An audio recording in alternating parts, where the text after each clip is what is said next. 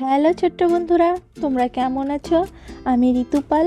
আমি তোমাদের আজকে সুন্দর মজার একটি গল্প পড়ে শোনাবো। গল্পটির নাম আমার প্রিয় বান্ধবী। চলো গল্পটি পড়ি। আমার এক বান্ধবী আছে, সে আমাদের বাড়িতেই থাকে। যখন আমি খুব খুশি হই তখন সেও খুশি হয়। যখন আমি কাঁদি তখন সেও কাঁদে, কিন্তু আমি তার গলার আওয়াজ শুনতে পাই না। আমার বান্ধবী আমার আয়নার মধ্যে বন্ধ থাকে।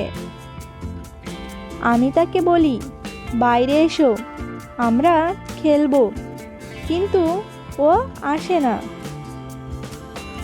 আমার ভালো লাগে না, রাগ করে আমি ঘুমাতে চলে যাই। তখনও আয়না থেকে বেরিয়ে আসে আমার স্বপ্নে, আর তখন আমরা খুব মজা করি। আমরা খেলি, দৌড়াদৌড়ি করি, খুব চেঁচামেচিও করি। যখন আমি তার সঙ্গে কথা বলি, সেও আমার সঙ্গে কথা বলে।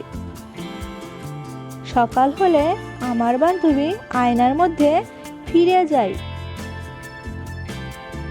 তখন আমার রাগ হয় না মোটেও। আমি জানি স্বপ্নের মধ্যে আমরা আবার মজা করব। আজকের গল্প এখানে শেষ করছি। আশা করি গল্পটি পড়ে তোমাদের ভালো লেগেছে। তো আমাদের চ্যানেলে আরও নতুন নতুন গল্প আপলোড করা হবে, তো চ্যানেলটি সাবস্ক্রাইব করে আমাদের পাশেই থেকো। ধন্যবাদ সবাইকে।